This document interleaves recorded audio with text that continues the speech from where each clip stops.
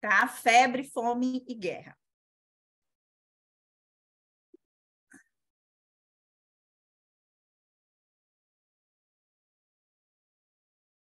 Tá. E qual que é o conceito de febre, né? Esse é o conceito que a gente pegou da Organização Mundial de Saúde, que é é o aumento regulado da temperatura corporal acima das flutuações diárias normais que ocorrem em conjunto com ponto de ajuste termorregulador elevado. Óbvio que esse diagnóstico clássico de febre é difícil da gente medir no dia a dia, porque nem sempre, a não ser em situações de UTI, o paciente está sempre monitorizado. Então, a gente também tenta simplificar esse diagnóstico de febre e é também aceito como conceito de febre a temperatura retal, tá? Equivalente ou maior a 38 graus centígrados e a temperatura axilar equivalente ou maior a 37,5 graus centígrados. Quando a gente vê esse conceito de febre, a gente vê que ele também está bem aliado ao conceito de reação transfusional febril não hemolítica, tá?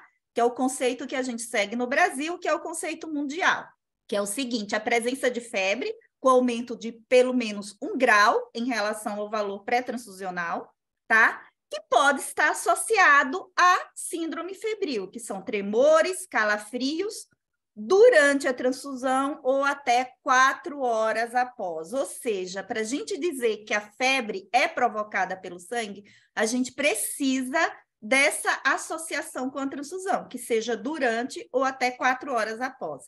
E, óbvio, a gente tem que descartar todas as outras causas de como contaminação outra coisa. E são essas outras causas que a gente também vai abordar nessa aula, tá? Isso aqui é a fisiopatologia de febre, né? Quando você tem infecções, toxinas, inflamação é o que a gente diz de pirógenos exógenos, resposta imunológica ao próprio sangue, vai ativar monócitos, principalmente monócitos, mas pode ser qualquer uma dessas células inflamatórias, que vai liberar os nossos principais pirógenos endógenos, como interleucina 1, TNF-alfa, interferon gama, interleucina 6. Isso vai aumentar a nossa prostaglandina 2, que vai lá na área pré-ótica do hipotálamo, que regula a nossa temperatura, e então o paciente tem febre. Então, é a atuação de um pirógeno exógeno que faz liberar esses pirógenos endógenos. E aí, a gente tem todas essas gamas aqui de reações transfusionais que podem cursar com febre quando você está dando sangue para esse paciente. Tá? Todas essas reações aqui, elas podem cursar com febre. Quando a gente vê o que essas 5 reações aqui elas têm em comum, a gente vê que elas têm uma resposta, óbvio, muito importante de ativação da resposta inflamatória, tá? Que vai dar uma resposta imunológica e isso daí é considerado um agente externo e aí a gente então vai ter a febre, certo? Então, a reação febril não hemolítica, ela é um diagnóstico de exclusão. Quando a gente vê essas reações assim, linearmente, a gente observa que a maioria, como a reação alérgica, a reação o trale, o taco, essas aqui a gente vai fazer de modo clínico. Enquanto essas duas nós vamos precisar de testes laboratoriais para descartar que se trata de alguma outra reação transfusional. E qual a gravidade de uma reação transfusional febril não hemolítica, né? No Brasil, quando a gente olha a mortalidade associada à febre, a reação febril não hemolítica, a gente vê que no Brasil, gente, esses dados são até 2015, não é porque eu peguei um dado desatualizado, é porque é o último dado publicado pela Anvisa, tá? Então, até 2015, a reação febril não hemolítica no Brasil ocupava um incômodo 4º lugar de morte relacionada à transfusão, tá? E aí, como que é nos outros países? Né? Quando a gente observa aqui o ano fiscal de 2020 do FDA, a gente observa e a gente sente a ausência de febre aqui nessa mortalidade associada à febre. Ah, mas morte com sangue é tão raro, né? Um ano só. Vamos pegar, então, 5 anos, né? Óbvio, aqui a gente vê, como sempre, as reações pulmonares, elas ocupam primeiro lugar, e aqui a reação alérgica, o terceiro lugar, e reação hemolítica aguda, o terceiro, tá? Então, como eu falei, 1 ano é pouco, né? Então, vamos pegar 5 anos para ver essa relação de febre e morte. Gente, olha, os últimos 5 anos no FDA, que lá é obrigatório toda morte relacionada à transfusão, a gente é obrigatório a notificar, tá? De novo, quando a gente observa os últimos 5 anos nos Estados Unidos, como sempre, em primeiro lugar estão as reações pulmonares, e aqui houve um empate do segundo lugar, da contaminação bacteriana com reação hemolítica aguda, tá? A anafilaxia, que nos últimos 5 anos, ela aparece em terceiro lugar. Tá bom, então, mas daí é Estados Unidos, então vamos para a Europa, né? Então, na Europa, a gente pega uma revisão que vai de 2006 a 2012, pegando 25 países, hoje a gente já tem um estudo mais novo com 27, com 132,8 milhões de unidades transfundidas, tá? Então, quando a gente observa aqui, nós tivemos 0,4% de mortalidade associada ao sangue, e, de novo, as reações pulmonares, elas ocupam primeiro lugar, e febre, 0, né? Então, gente, quando a gente vê esses dados brasileiros, fica muito claro, e compara com os dados internacionais, febre, reação febril não hemolítica, ela não provoca óbito.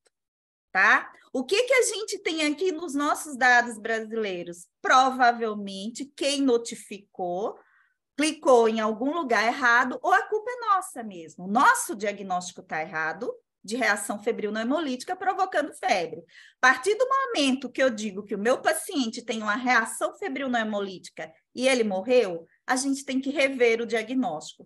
Se houve essa notificação para a Anvisa também teria que questionar a gente para a gente rever o diagnóstico. Porque febre em si pode dar um desconforto muito grande? Pode, mas não vai dar morte, como a gente viu tanto na Europa quanto nos Estados Unidos. Tá? Então, a gente começa com a principal causa de morte, certo? Relacionada à transfusão, que são as reações pulmonares, que hoje a gente diz que a gente tem principalmente 3. A lesão pulmonar aguda relacionada à transfusão, que é o TRALE, a sobrecarga circulatória associada à transfusão, que é o TACO, e a dispneia associada à transfusão, tá? Quando a gente vê os critérios diagnósticos de TRALE e TACO, a gente vai ver que é muito diferente, que é muito semelhante, certo? Os dois vão ter insuficiência respiratória, os dois eu vou ter infiltrado pulmonar bilateral, os dois eu vou ter a relação com a transfusão. A diferença é que aqui eu vou ter sobrecarga e aqui eu não vou ter nenhuma alteração pulmonar que me diga que o meu paciente tem sobrecarga, tá? E aí, antes, eu também sempre me perguntei, TRALE é comum, eu vou mostrar por aqui a fisiopatologia, que cursa com febre, tá? E muita gente se pergunta, mas taco é causa mecânica, não cursa com febre. E aí a gente vê aqui, nesse trabalho publicado no Blood em 2020, que até 1/3 das pessoas que têm sobrecarga volêmica, elas vão ter, sim, febre. E aí, quando a gente vê a fisiopatologia, tanto do TRALE quanto do TACO, a gente vai entender por que também TACO vai cursar com febre, tá? Os dois, né, no TRALE, eu vou ter 2 hits. O primeiro hit é o paciente estar inflamado, resumindo isso aqui. Então, eu tenho que ter um paciente inflamado, tá? E aí, eu vou ter a associação do segundo hit, certo? Que pode ser o anticorpo HLA. Então, quando eu tenho essas duas associações, eu vou ter uma reação inflamatória com aumento da permeabilidade vascular, e aí sim eu vou ter esse infiltrado neutrofílico aqui do pulmão, causando aquela sobrecarga, tá? E no TACO, como é que eu tenho? Eu também tenho 2 hits, tá? O primeiro hit é um paciente que se adapta pouco ao volume. Ou seja, eu tenho uma insuficiência cardíaca, uma insuficiência renal, eu tenho um balanço hídrico positivo, então, às vezes, eu mesmo como é que se diz? Eu mesmo provoquei essa reação no paciente, e o meu segundo hit é eu ter dado muito volume a esse paciente. Aí, o que a gente tem descoberto no TACO nas últimas pesquisas? Que a gente tem, sim, um aumento da interleucina 6, que é uma citocina inflamatória. Então, esse aumento da interleucina 6 no trale, a gente tem aumento da interleucina 6 e 8, mostrando claramente, isso aqui mostra claramente esse estado inflamatório, mas no TACO nós temos também aumento da interleucina 6 e da interleucina 10, mostrando também que no TACO a gente pode sim ter uma participação dessa inflamação no só mecânico em si, e por isso explicaria a febre nesses pacientes.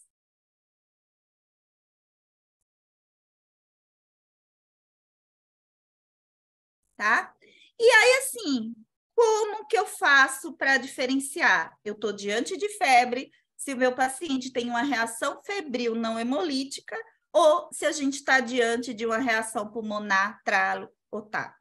O objetivo dessa aula não é dar o diagnóstico diferencial de tralo e traco, que eu mostraria todo esse quadro para vocês. O objetivo é dizer se, no primeiro momento, se meu paciente está diante de uma reação febril não hemolítica ou se nós estamos diante de uma reação inflamatória. Então, como eu diferencio? Simples, gente. Reação pulmonar, eu tenho que ter sintoma pulmonar, tá? Ou seja, se meu paciente tem hipoxemia, se ele tem infiltrado pulmonar, ou se eu não vou dizer que eu estou diante de uma simples febre, eu vou dizer que eu estou diante de uma reação pulmonar, e aí assim eu vou partir para o meu diagnóstico diferencial de TACO ou tralo, tá? Sintoma pulmonar, eu digo que é uma reação pulmonar. Se não tem, eu continuo pensando que eu posso estar diante só de uma reação febril não hemolítica. Então, o diagnóstico aqui é clínico, tá? Reação alérgica é outro grande diagnóstico diferencial e consiste no aparecimento de reação de hipersensibilidade, alergia durante a transfusão. Vocês observam que todas as vezes que eu vou falar de definição de reação transfusional, eu sempre falo em tempo, porque essa relação temporal ela tem que existir, senão eu não estou diante de uma reação transfusional, tá? Então, aqui a reação alérgica ela poderia ter 4 horas e o caso seria confirmado com pápulas, prurido, urticária, tosse, rouquidão, qualquer sintoma de alergia, tá? Óbvio que eu posso ter uma reação alérgica mais grave, que são as que matam, né? E aí a gente estaria diante de uma reação anafilática, onde eu tenho edema de laringe, cianose, insuficiência respiratória, broncoespasmo, estridor respiratório. Mas, de novo, reação alérgica da febre, frequentemente, usualmente, não está associada à febre. Só que se eu tenho um quadro alérgico muito grande, muito evidente, e o meu paciente tem febre junto, a gente não pode dizer que a gente não está diante de uma reação alérgica. E se a gente for ver a fisiopatologia da reação alérgica, a gente pode diferenciar, né, como os mecanismos alérgenos dependentes, que são a minoria, apenas 20% dos casos, e os mecanismos alérgenos independentes, que chega a ser 80% dos casos das reações alérgicas provocadas pelo sangue. No mecanismo alérgeno dependente, é aquela reação alérgica clássica, descrita na literatura, que pode ser por o quê? Por uma deficiência de GA, por um polimorfismo de aptoglobina, ou ainda pior, a passagem desse linfócito ou anticorpo do doador alérgico a uma dessas substâncias, né? Então, isso aqui é muito raro, mas, por exemplo, tem alguns casos descritos de doador alérgico a amendoim, receptor alérgico a amendoim, e aí o doador comeu amendoim, alguma coisa assim. Então, isso aqui é aquela reação alérgica clássica, onde eu teria uma reação de hipersensibilidade mediada por IgG e IgE, e aí a degranulação de mastócitos basófilos. Só que isso corresponde à minoria dos casos. Geralmente, esse mecanismo aqui é responsável pelas reações anafiláticas, tá? Não as reações que a gente vê no dia a dia. Então, a maioria dos nossos pacientes estão com mecanismos alérgicos independentes, onde modificadores da resposta imunológica faz com que eu tenha direto a liberação de histamina, leucotrienos ou fator ativador de fagócitos, tá? Isso aqui também pode estar acumulado na bolsa, certo? Com isso, eu vou ter também uma resposta inflamatória, tá? E, óbvio, ativação de macrófagos. Eu tendo essas anafilotoxinas com ativação de macrófagos, e se a gente for lembrar da fisiopatologia inicial, apesar de, na maioria dos casos, a reação alérgica não dá febre, a gente consegue entender por essa fisiopatologia aqui, com a participação de anafilotoxinas, porque sim, eu vou ter, em alguns casos, febre devido à liberação de citocinas inflamatórias por esses macrófagos.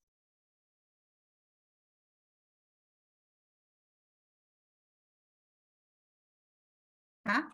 E aí, quando a gente vê, né, a reação alérgica, ela, no Brasil, é a segunda mais frequente, mas na Europa, tá? Ela fica empatada, teoricamente, com a reação febril não hemolítica.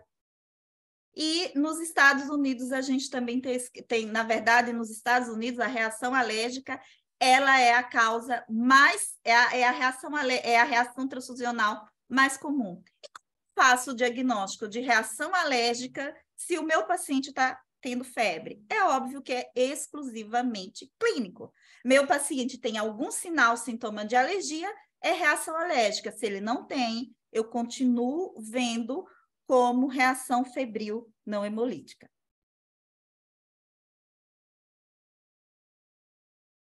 Tá? Então, qualquer sinal, a gente está diante disso. Bom, se a gente for ver, a gente analisou todos os casos em que o diagnóstico foi dado apenas pela clínica. Agora, eu passo para aqueles casos onde o diagnóstico diferencial é dado por exames laboratoriais. E é nesses casos que a gente tem que ter especial atenção, porque é extremamente desagradável, principalmente quem está no ambulatório, o paciente que é internado, a gente não tem essa preocupação. Mas o paciente que está no ambulatório, vocês que estão no ambulatório, a gente tem que mandar o paciente voltar, retornar, porque ele está tendo uma reação que não é uma reação simples. Imagina ter que mandar esse paciente voltar de Santos, tá? Então, isso aqui é só com exame laboratorial. E aí, assim, a primeira reação que a gente tem que descartar, tá? E que é a mais grave, que são essas que, se a gente liberar o paciente antes da hora, a gente precisa mandar pegar o paciente em casa, é a reação hemolítica aguda. E reação hemolítica aguda da febre, ou febre é o sintoma mais comum de reação hemolítica aguda. E, às vezes, o primeiro ou segundo sintoma, tá? Ela está presente logo no início do quadro. Então, se o paciente está consciente, ele vai sentir dor e logo após ele pode sentir febre ou concomitante, porque se vocês forem lembrar, as citocinas inflamatórias, interleucina 1 e TNF-alfa, elas também estão relacionadas com a dor, tá? Então, são os primeiros sintomas que eles vão aparecer. E, óbvio, a gravidade, ela não é ditada pela febre, ela é ditada pelos outros sintomas, mas é a febre que pode salvar seu paciente, tá? Porque a partir do momento que ele tem febre, eu não consigo dar um diagnóstico clínico, se é reação hemolítica ou não, eu tenho que interromper essa transfusão. E aí, quando a gente observa a fisiopatologia da reação hemolítica aguda, tá? A gente tem toda essa parte aqui, e aí a gente vê a explicação de todos esses sinais e sintomas que o paciente apresenta. Quando eu tenho reação hemolítica aguda, eu tenho um fenômeno imunológico, antígeno-anticorpo. Com isso, esse antígeno-anticorpo, é óbvio que eu vou ter a ativação do sistema inflamatório, tá? Isso é multissistêmico, vocês têm que imaginar. E com isso eu vou ter a liberação de citocinas, tá? Quimiotoxinas, TNF-alfa. Vocês imaginem que isso é sistêmico, certo? Com isso, como eu já falei, com essa liberação de citocinas, eu vou ter febre, vou ter dor no local da infusão, tá? Eu posso ter dor lombar por esse aumento e hiperfuncionamento do baço, certo? E com certeza também você vai ter, com essa reação inflamatória, você vai ter vasodilatação, tá? Porque eu tenho ativação dos sistemas de bradicininas, certo? Com essa vasodilatação eu vou ter hipotensão choque. Óbvio que toda essa reação inflamatória eu vou ter aumento da permeabilidade capilar. No pulmão, eu posso ter também insuficiência respiratória, tá? Se o quadro for seguindo, vocês imaginam. Por último, por conta desse quadro de choque por essa vasodilatação, bem como a gente tem que lembrar que a hemoglobina ela não é filtrada pelo rim, ela é eliminada pela urina, isso contribui para uma NTA e para insuficiência renal aguda. Óbvio, meu paciente vai ter hemoglobinemia, hemoglobinúria não é hematúria, por favor, não confunda, eu tenho hemoglobina livre na urina, não é hemácia, é hemoglobina livre, e, consequentemente, com tudo isso aqui também, eu vou ter ativação do meu sistema de coagulação, e isso já é na última instância, o meu paciente vai evoluir com coagulação intravascular disseminada, tá? E sempre esses três primeiros, esses dois, quando o meu paciente tem isso, acho que todo mundo sabe, lá no ambulatório transfusional, isso aqui é motivo de gelo. Atenção, alerta, alô, tá? Quando a gente vê reação hemolítica aguda no Brasil nos últimos 7 anos, 2007 a 2015, foram 267 casos, e semelhante aos outros países, gente, a gente também, a nossa reação febril não hemolítica é a segunda causa de morte no Brasil, tá? A reação hemolítica aguda é a segunda causa de morte no Brasil, sendo superada apenas pelas causas pulmonares.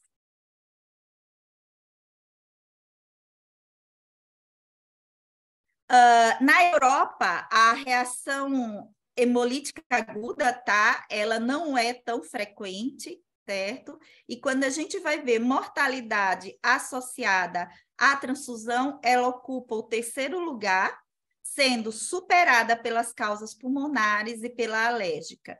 Eu não sei, vou citar os Estados Unidos aqui, né? Quando a gente vê, ela soma 20% da mortalidade, sendo superada apenas pelas reações pulmonares, também ocupando o segundo lugar.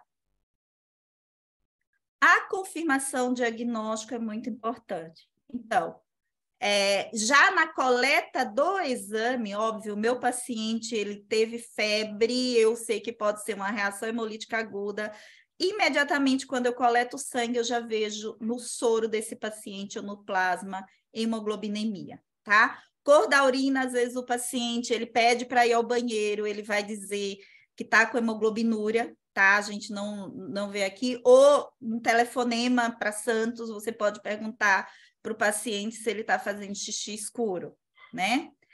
A aptoglobina, é óbvio, ela vai estar consumida, na verdade, numa reação hemolítica aguda, é tão exigida que geralmente ela vai estar indetectável. DHL vai estar aumentado, a bilirrubina indireta nem sempre aumenta, porque muitas vezes a gente está diante de uma reação hemolítica intravascular. E, óbvio, eu só posso liberar o meu paciente, eu só posso dizer que não é reação hemolítica aguda se eu faço se eu confirmo o descarte dessa incompatibilidade sorológica. Então, o meu paciente ele só pode ser liberado ou eu vou ter a confirmação do que eu estou diante depois dos testes imunohematológicos, que é a confirmação sorológica da incompatibilidade sanguínea. Tá? Então, todas as vezes que vocês mandam uma notificação para a gente de reação febril não hemolítica, nós repetimos os testes que a gente já tinha antes, confrontamos com o pós para ver se ali não houve nenhuma troca de amostra, nenhuma alteração, nenhum erro laboratorial, tá? Quem que assume um papel importantíssimo, e isso é o que diferencia dos testes pré-transfusionais que a gente faz no pós-transfusional? O teste de antiglobulina direto, porque aqui eu vou ter o quê? Hemácia do receptor, hemácia do doador sensibilizada com o anticorpo do receptor circulando no receptor. Isso vai me dar um teste de antiglobulina direto positivo, que pode ser só IgG ou pode ser IgG associado a complemento, porque eu tenho ativação do sistema complemento, tá? E, óbvio, esse sistema complemento vai sensibilizar hemácias também. E, além do teste de antiglobulina direta, a gente faz no Eluato. E o Eluato, ele é muito bom porque ele me diz quem é o culpado, tá? Então, várias vezes o paciente recebeu uma bolsa que era totalmente incompatível, só que aí, assim, você vê, por exemplo, aqui eu identifico claramente um E grande. Então, eu digo, ó, o paciente teve uma reação hemolítica aguda por um E grande. É óbvio, gente, aqui eu estou utilizando pesquisa de anticorpo irregular, identificação de anticorpo irregular com hemácias O. Diante de uma incompatibilidade ABO, não são esses tipos de hemácias que a gente vai utilizar para fazer o Eluato. É hemácia A e B, tá? Então, nós chegamos aqui já eliminamos isso, eliminamos reação hemolítica aguda, e aí a gente chega com outro terceiro, o quinto diagnóstico diferencial importante, que é a contaminação bacteriana, que também eu não vou dizer só olhando para o paciente se é contaminação bacteriana ou não, tá? Então, como que a gente pensa em contaminação bacteriana? Quando eu tenho a febre, tá? Só que associada a essa febre, eu tenho, sem evidência de infecção prévia, eu tenho a presença de um micro-organismo no sangue do receptor. Quais são essas manifestações clínicas? Febre, síndrome febril, tá? Hipotensão, choque e sinais e sintomas de uma resposta inflamatória sistêmica. Aqui a gente tem que, quando a gente pensa em contaminação bacteriana, a gente também tem que pensar no receptor. Tá? Se é um receptor imunocompetente e a bactéria é uma bactéria de pele, que é o que acontece na maioria dos casos, esse meu paciente vai ter só isso aqui, só febre e calafrios. E só. Por quê? Porque o meu sistema imunológico foi capaz de eliminar esse risco do paciente. Quando a gente está diante de um paciente imunossuprimido, mesmo sendo só uma bactéria de pele, que não provoque, que não seja patogênica, a gente pode ter um choque séptico. E se a gente tiver uma bactéria patogênica, eu posso ter um choque séptico, tanto no paciente imunocompetente, como no paciente imunossuprimido. Por que eu estou chamando a atenção disso aqui aí? Porque todos os nossos pacientes, eles estão na classe que, se eles receberem um Staphylos SP, eles vão ter, podem evoluir com choque séptico, tá? Então, a confirmação diagnóstica é o isolamento da mesma bactéria no hemocomponente e no receptor. O ideal é que todo receptor tenha essa cultura antes. Infelizmente, nos serviços públicos isso não é possível. A gente faz a amostral de todos os componentes, só 1%. Então, no momento que o paciente tem febre, a gente coleta a bolsa, coleta a amostra da bolsa do paciente, por isso que é importante, e a cultura do paciente. Só que, nesse caso, sempre vai criar um viés, que é eu não saber se a bolsa não foi contaminada pelo próprio receptor, quem contaminou quem. Tá? A contaminação bacteriana, tá? Ela aparece sim como causa de óbito, certo? Ela é menos frequente, mas ela chega à terceira causa de óbito no Brasil em relação aos óbitos provocados pela transfusão, tá? E em relação à frequência, tá? Aqui foi registrado nesse período 4 óbitos provocados por contaminação bacteriana. Naquele estudo STER, né, a contaminação bacteriana, ela aparece, não é tão frequente, certo? Chega a ser 0,4%, e quando a gente também observa óbitos relacionados à transfusão, ela ocupa, na Europa, 6º lugar, tá? Nos Estados Unidos, a gente já tem uma diferença, né? A contaminação bacteriana, ela ocupa um incômodo, nos últimos 4 anos, ela ocupa um incômodo 3º lugar relacionado a óbito, sendo superada apenas pela reação hemolítica aguda e pelas reações pulmonares. Por isso que existe uma preocupação tão grande dessa contaminação bacteriana nos Estados Unidos, tá? Quando a gente olha os tipos de bactérias que provocaram óbito nos Estados Unidos, aparece como principal causa, isso não é comum, tá, gente? Mas o Clostridium E aí o restante é o mais variados possível, tá? Essa aqui que frequentemente é citada por ela ter um atrativo pelo ferro, ela aqui apareceu apenas como 2 casos. Então, vocês veem que é a mais variada, Staphylos epidermidis, e a diferença de um para o outro é muito pequena, tá? Quando a gente olha o hemocomponente que foi provocado, né, que provocou a contaminação bacteriana nos Estados Unidos, a gente vê também que é muito variado. Você vê as hemácias, né, elas aparecem aqui em 2016 como a principal causa, em 2018, mas em 2018 a gente observa em 2017 que as plaquetas elas foram o principal hemocomponente relacionado à contaminação bacteriana.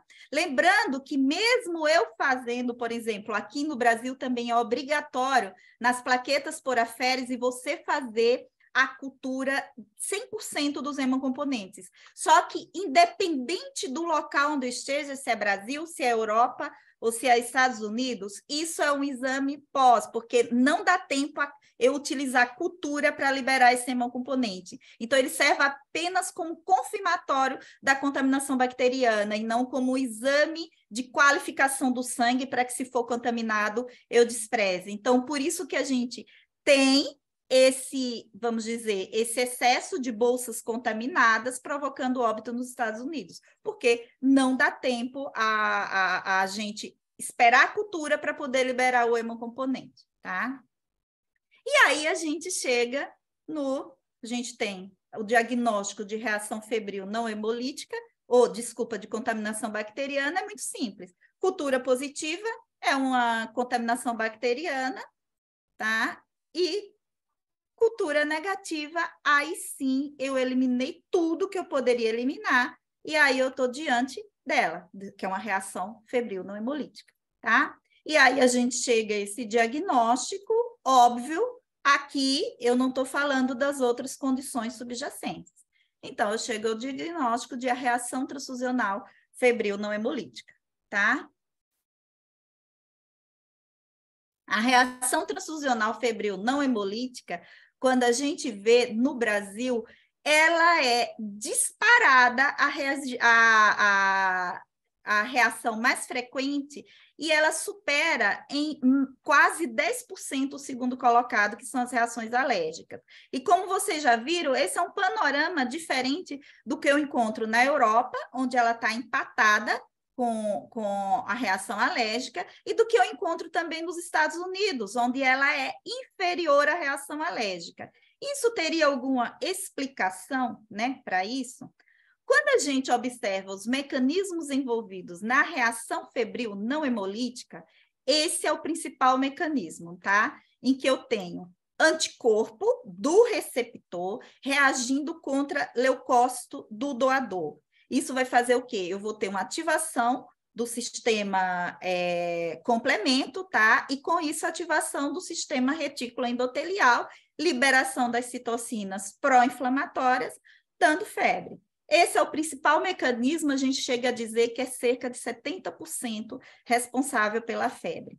Esse mecanismo, ele vem sendo estudado, gente, não é de agora, tá? Desde 1957, Payne, ele já começou, na década de 50, a ver que eu tinha associação entre reação febril e leucoaglutininas, tá? Isso, ele continuou estudando, isso aqui não é de Perkins, mas é também do grupo de Payne, tudo isso já lá, na década de 50, 60, estudando esse mecanismo. E quando foi em 1980, né, um autor, ele confirmou que 64% dos pacientes eles tinham essa reação de anticorpo anti-leucócito, tá?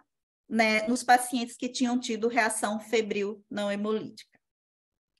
O segundo mecanismo que a gente observa é o quê? Eu ter o leucócito do doador, tá? A gente tem que lembrar que o hemocomponente, a gente está fazendo um transplante de órgão, Como transplante de órgão, é óbvio que ele é metabolicamente ativo. Sendo metabolicamente ativo, os meus leucócitos, eles continuam funcionando. E nisso de continuar funcionando, eu vou tendo o acúmulo de citocinas pró-inflamatórias nesse hemocomponente.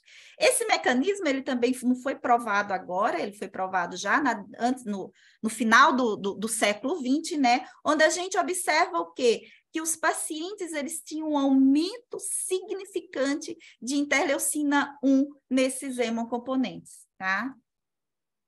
E vários estudos randomizados, controlados, comprovam que quando você remove o plasma do hemocomponente, você tem uma redução na incidência de reação transfusional febril, comprovando esse mecanismo de acúmulo de citocina, tá?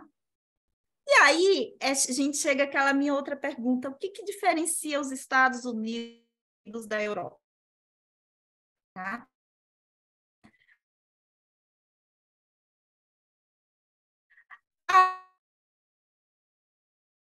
Aí a gente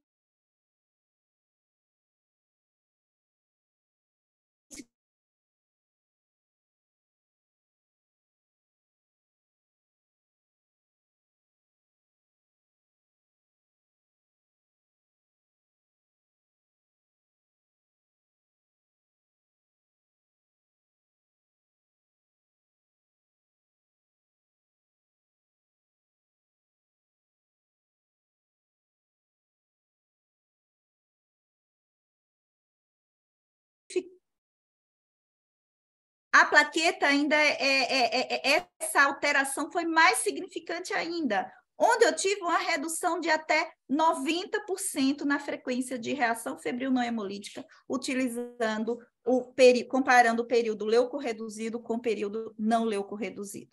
Tá? Aí nós temos o outro trabalho clássico, que é de King, é a tríade clássica, tá, gente? É esse que eu já mostrei, mas os próximos dois. Também é o mesmo jeito, comparando um período pré-leucorredução com o período pós-leucorredução. E aí a gente também observa uma redução importante e significante de reação febril não hemolítica, tá? O outro trabalho clássico, que é de Yeaser, é o terceiro clássico, né, a tríade clássica. Também ele comparou período pós-leucorredução com período pró-leucorredução, e aí a gente vê o quê? A redução no concentrado de hemácia, tá? De febre no concentrado de hemácia, e sempre uma redução bem superior nos componentes plaquetários, tá? Então, essa responde aquela minha primeira pergunta: qual é a grande diferença do Brasil para a Europa e os Estados Unidos? Na Europa, a maioria dos hemocomponentes, a maioria dos países, né, e os países que são incluídos no STE, eles utilizam, fazem a leucorredução universal, o país inteiro faz a leucorredução universal, tá? E nos Estados Unidos não existe a política de leucorredução universal, mas quase 100% das plaquetas elas são leucorreduzidas e a maioria dos hemocomponentes hemáticos também apresentam leucorredução. Eu sei que é uma informação assim, mas vocês veem que eu não falei nem de plasma nem de crio, gente, porque são hemocomponentes acelulares, tá? E aí eu tenho o terceiro mecanismo, é óbvio, mesmo eu usando leucorredução, vocês viram que não zerou. Não zerou por quê? Porque eu tenho o terceiro mecanismo envolvido, que envolve plaquetas, tá? Então, eu não tenho, só eu eliminando leucócito, eu não tenho zero reação febril não hemolítica. Então, esse terceiro mecanismo está relacionado ao quê? A própria reação anticorpo do receptor contra antígeno plaquetário, ativando o sistema retículo endotelial, liberação de citocinas inflamatórias, ou um mecanismo muito provado, que é o que? As plaquetas, né, elas produzem CD40 ligante, que vão ativar os fibroblastos, e esses fibroblastos vão ativar os linfócitos a liberar as citocinas inflamatórias. E aí a gente tem alguns trabalhos mostrando isso. Tá? Nesse trabalho aqui, a gente percebe o quê? Que você, à medida que vai tendo o estoque, tá? Você vai tendo o aumento de interleucina 5, e quando você compara a concentração de monócitos, você vê que você vai ter, como é que se diz, um aumento das concentrações dos monócitos nesse período, tá? Aqui a participação do CD40 ligande, o que a gente observa? Que o CD40 ligande ele está presente numa quantidade grande. Então, isso já foi provado. Eu tenho uma quantidade grande de CD40 ligande no plasma lá dos hemocomponentes, tá? E aí, o que acontece? Se vocês observarem esse gráfico aqui, quando eu uso um bloqueador do anticorpo, que é bloqueador do CD40 ligande, eu não tenho aumento de prostaglandina inflamatória, lembra que é um pirógeno, né, que vai lá ativar no hipotálamo? Então, eu não tenho aumento da prostaglandina inflamatória pelos fibroblastos, tá? Você vê que aqui eu não tenho nenhum bloqueio, aqui eu bloqueei com a IgG comum, e aqui eu bloqueei especificamente. Então, quando eu bloqueio o CD40 ligande, eu não tenho esse aumento de prostaglandina, mostrando esse efeito na reação febril não hemolítica, tá? E aí, como é que se diz? Demonstrando esses trabalhos, você lavando plaquetas, né, e utilizando substância aditiva, você reduz bastante quando você compara o número de reações transfusionais febris não hemolíticas, tá? Mostrando também esse terceiro mecanismo. Aqui é a mesma coisa, sempre quando você utiliza substância aditiva para a plaqueta versus o plasma, ou seja, porque sempre você vai ter uma maior reação febril no hemocomponente plaquetário. Então, como que a gente poderia eliminar? Trocando, né? E todas as vezes que você faz isso, todo o trabalho, ele demonstra realmente uma redução da reação febril não hemolítica, tá? Então, aqui, né, também foi visto, já que reação febril não hemolítica é tão comum, quais os pacientes que teriam uma maior tendência a ter reação transfusional não hemolítica, tá? Então, os fatores de risco que já foi aventados em alguns trabalhos quanto maior o número de bolsas que eu utilizei, maior o paciente vai ter reação febril não hemolítica, tá? Outro fator de risco falou que mulheres, mas está muito próximo aqui a linha, ok? Elas teriam mais reações que homens. E aqui, doenças, como é que se diz? Doenças hematológicas e oncológicas também. Os pacientes, eles teriam mais tendência a fazer reação febril não hemolítica. Desses aqui, o mecanismo que a gente vê mais explicado, é óbvio, é o primeiro mecanismo, que seria pela produção de anticorpo anti-HLA, tá? Esse também foi outro trabalho o título desse trabalho eu acho muito poético mesmo, mas que também ele tentava comparar. Esse aqui foi um trabalho multifatorial, utilizando 4 sítios, A, B e D, em que ele tentava ver quais os fatores que levariam a essa reação febril não hemolítica, né? Então, história de gravidez, se você vê alguns fatores de risco, óbvio, vai ter a ver com a formação de imunização HLA. Então, gravidez, história de transfusões prévias e neutropenia severa apareceu aqui também como fator de risco, tá?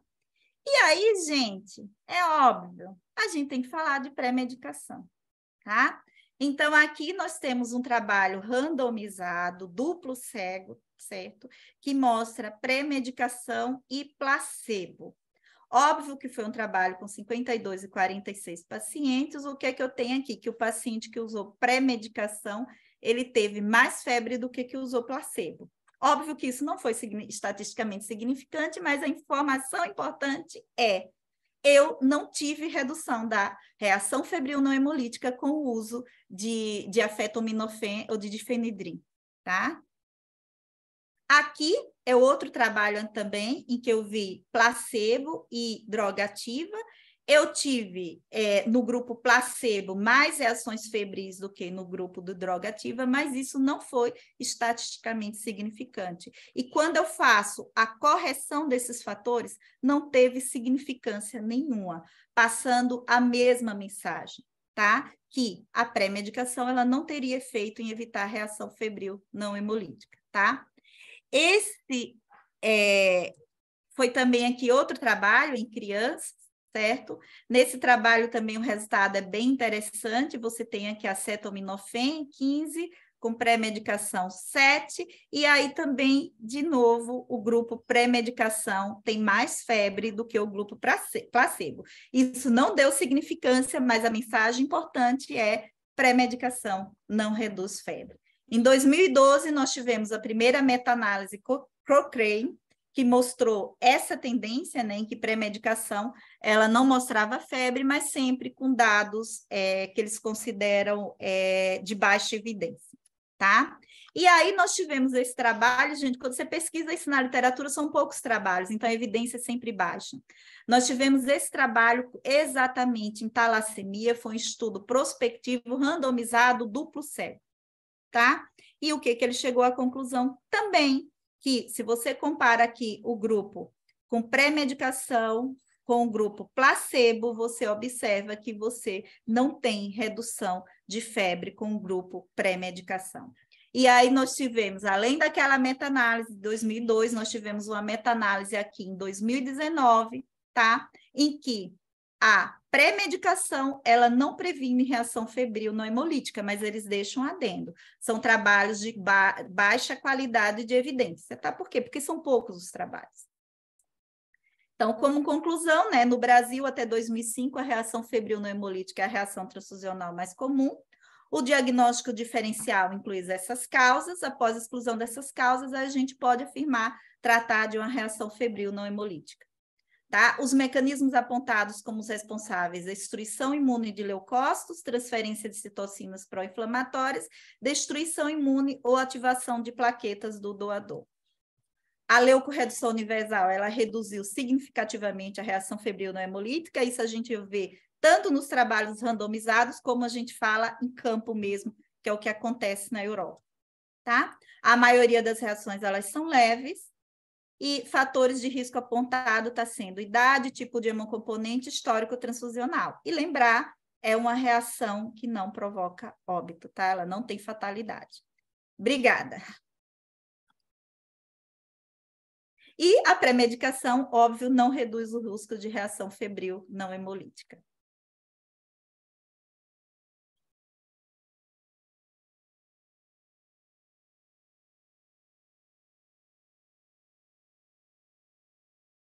Mel, que acho que você precisa parar de compartilhar aí, está aparecendo o início da aula. Tá.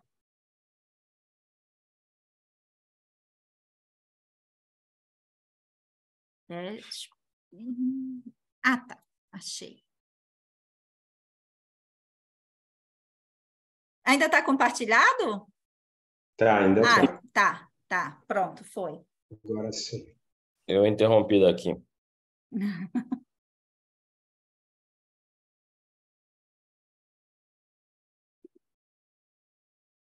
Muito bom, Melca. Eu achei excelente a aula para os residentes. Acho que tem vários recados aí, né? Não sei se o Dante, o Bordinho, o pessoal quer comentar antes ou o pessoal abrir já para os residentes perguntarem também, que é uma coisa que a gente precisa estimular mais a participação deles também, né?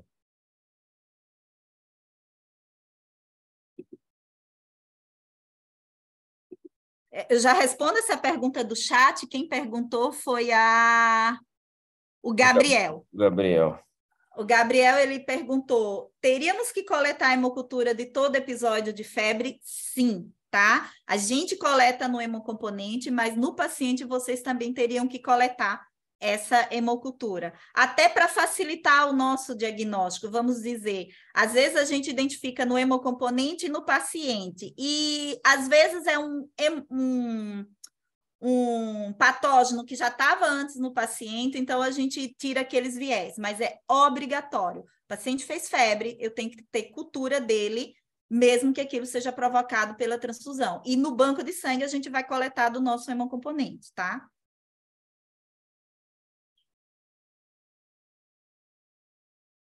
sei se o Bordin quer fazer algum comentário, por favor, Bordin. Eu achei a aula muito interessante, como você abordou o tema, Melka. Você usou a febre para falar um pouco de cada reação, né? Foi muito bom. Exato. Eu acho que esse é um tema que aparece, né, sempre nas discussões e apresentações, mas ele é, como disse o Celso, você falou muito bem, é um tema importante para quem realmente cuida diretamente do paciente, né? Porque os pacientes que a gente transfunde agora atualmente são predominantemente os pacientes hematológicos, né? Aqueles tumores de oncologia mais sólidos, eles recebem uma quantidade de transfusão menor, né? Então, os nossos pacientes são mais transfundidos devido, evidentemente, à falência medular, por uma ou outra causa. Mas eu só queria ressaltar que, além das medidas de proteção que você falou, né? A redução de leucócitos, enfim, a parte prática médica, é interessante lembrar que a participação da enfermagem nesse processo, eu não sei se eu perdi, se você falou, desculpe, é muito Não falei. importante, porque realmente uma parte das reações transfusionais, estou falando de modo geral, elas ocorrem nas primeiras horas, nos primeiros minutos da transfusão, né? E este fato é importante. Eu já comentei até no passado, eu estava no hospital de Nova York, no Newark Hospital, e eu fui ver um setor de transfusão ambulatorial. E quando eu cheguei lá, imediatamente, na hora que eu cheguei, um rapazinho falou assim: opa, esse não é o meu sangue, não. Ele era um talassêmico e estava recebendo um sangue ABO incompatível. Então, o próprio paciente alertou o setor, né? Então, os pacientes que são transfundidos e que têm condição de entender, a gente também comentar com isso: olha, se você notar qualquer coisa diferente no momento da transfusão, chame imediatamente a enfermagem. E é difícil, a gente orienta isso, mas é difícil que a enfermagem possa acompanhar os primeiros minutos da transfusão e sempre a conferência muito correta, né, entre a bolsa que vai ser transfundida, seja ela de qualquer componente, e o receptor, né, para evitar a incompatibilidade, às vezes até fatal, principalmente no ABO, claro. Então, eu acho que lembrar, porque nós trabalhamos sempre com a enfermagem, mas o médico residente, ele pode fazer isso, né? Principalmente nas unidades que usam muito transfusão. Na hora que iniciar a transfusão do paciente, ele estiver ali no momento, acompanhar um pouco, perguntar se o paciente está se sentindo bem, isso pode evitar uma reação grave e, eventualmente, até fatal. Então, eu acho que é um comentário geral mais de ordem de orientação aí preventiva do que medicamentosa. As outras reações, você falou bem, você não abordou com detalhes, porque não era o foco da aula, né? Mas, basicamente, um comentário geral. Foi muito bom, Melka. Aqui tem uma dúvida. O aumento de 1 grau caracteriza a reação febril na hemolítica? Primeiro, assim, né? Essa definição de aumento de 1 grau, a gente usa para quem? Para quem já está com febre. Porque febre não é contraindicação de dar sangue. Apenas você vai ter que ficar muito atento.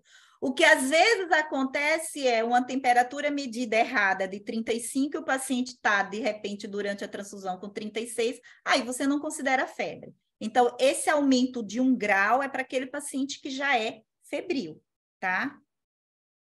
Durante ou após a transfusão. Sim, tem que ter sempre essa relação temporal com a transfusão. Aí tem outra dúvida aqui do Gabriel de novo. Essa daqui foi do Aldir. Do Gabriel, se for possível, quando poderia retornar uma transfusão após a febril? Então, aí a primeira coisa, eu acho que quem passou lá no ambulatório, quando que eu poderia fazer de novo? Então, paciente ele não pode mais receber aquela bolsa, porque aquela bolsa pode ser uma bolsa incompatível, tá? Mas ele pode receber uma segunda bolsa. Mas só que o ideal é primeiro fazer esses testes imunohematológicos para você ver se não houve troca de amostra do paciente, se não houve uma troca de bolsa, e aí você libera a segunda transfusão, tá? Por isso que no ambulatório, sempre, antes de dar a segunda bolsa, porque no ambulatório é uma situação que o paciente não está internado, eu sempre digo para vocês, aguardem, vamos esperar a imuno para ver se a gente faz a segunda bolsa. Ô, Melka, bom, primeiro parabéns aí pela apresentação. Ainda pensando aí nos residentes, só para chamar a atenção, é o que a Melka explicou em relação à patofisiologia da participação da plaqueta nisto, né? E a frequência de transfusão, de reação transfusional febril não hemolítica é quase 10 vezes maior com plaqueta do que com hemácia. Então, não é incomum, mesmo plaqueta filtrada, vocês terem e verem reação febril não hemolítica. Essa é uma situação que não é só pela não filtração. Isso acontece com plaqueta com hemocomponente filtrado também, principalmente com plaqueta. Um outro aspecto importante é isso que a Melka acabou de falar. Febre contraindica a transfusão? Não, febre não. E não é incomum a gente ver por aí que o paciente está com febre e não pode fazer transfusão. Isso é frequentemente também perguntado pelos residentes. Então, febre não é uma situação impeditiva de fazer uma transfusão. Isso é muito importante porque é muito frequente isso. Então, essa é uma característica também, uma situação que deve ser lembrada com frequência pelos residentes.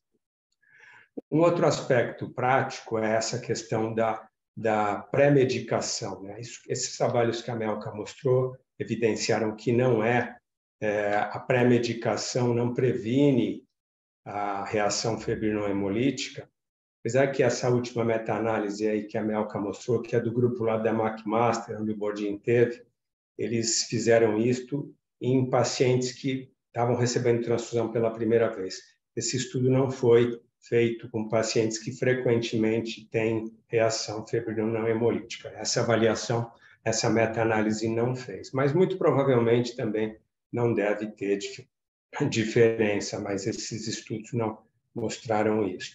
Então, essa situação, a gente costuma dizer, e para os residentes isso é importante também, a pré-medicação, você está tratando o médico e não o paciente. Então, essa situação não existe uma indicação formal para pré-medicar um paciente para evitar a reação febril não hemolítica.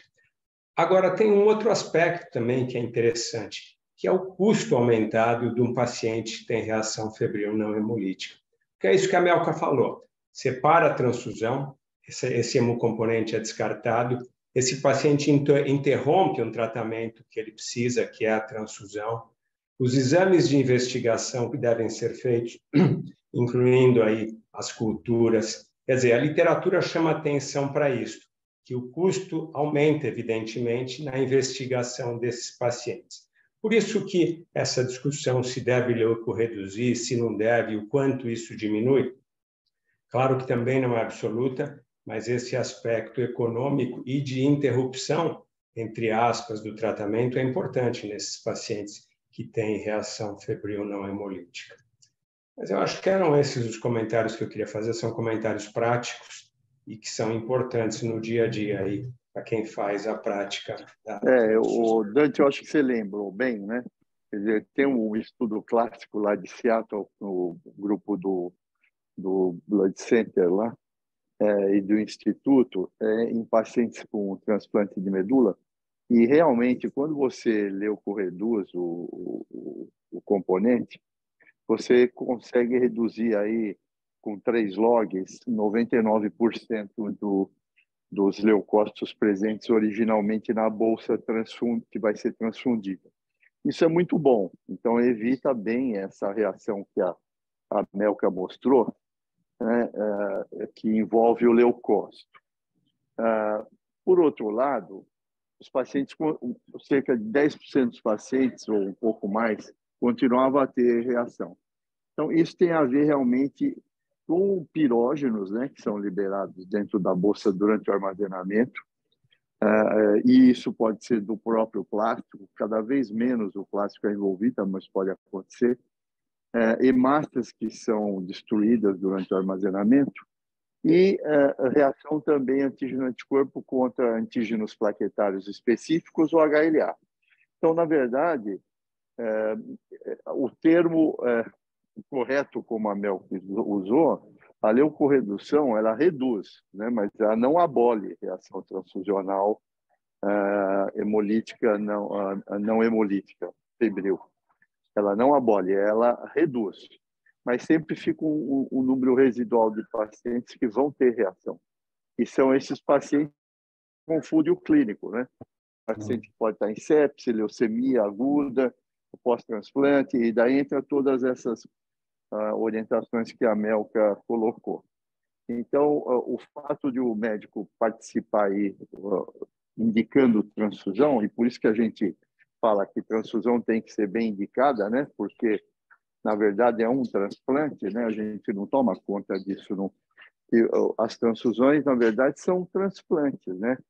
De células que são doadas por um indivíduo que são imunologicamente, biologicamente diferente do receptor. Então, é um mini transplante halogênico, na verdade. E isso a gente faz aos milhares em todos os hospitais do mundo, todo dia. E tem suas consequências, evidentemente. Então, evitar a transfusão é possível, sim, fazendo as indicações corretas, segundo as guidelines internacionais, como a Melka colocou aí, que talvez seja objeto de outras apresentações. Então, lembrar para o residente que transfusão, ela corrige transitoriamente sanguíneo de suporte, mas ela não é um tratamento definitivo para nada. Ela ajuda o tratamento que você está dando para o seu paciente, seja oncohematológico, seja sólido, enfim. Ela é um tratamento de suporte. Obrigado aí pelas apresentações.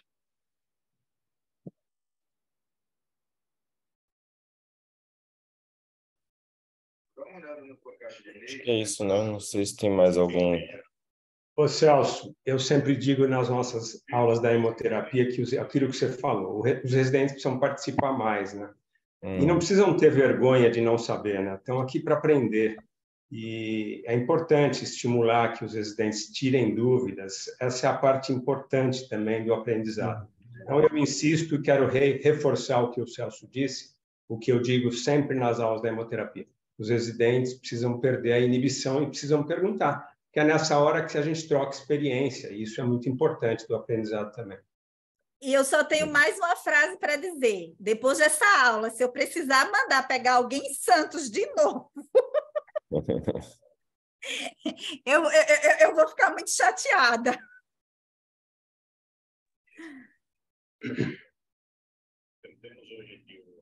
Tá bom. Alguma coisa a mais? Nenhuma pergunta. Tem 12 no chat aí, Mel. Você já respondeu as 12? Já respondi tudo. 12 você não respondeu, não. Você respondeu. É que o restante era elogios. Elogios. Elogios. Isso aí. Bom dia, boa semana aí para todos. Bom dia. Boa semana.